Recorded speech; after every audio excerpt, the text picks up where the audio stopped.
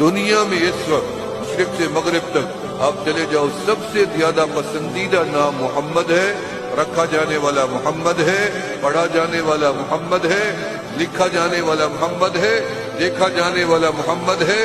جس کی نظر و نگاہ کمزور ہو وہ نام محمد لکھ کے سامنے لگا دے، روزانہ 10 منٹ 15 منٹ نام محمد پہ نظر ڈال کے بیٹھے، چند دنوں میں بینائی کا مسئلہ حل ہو جائے گا۔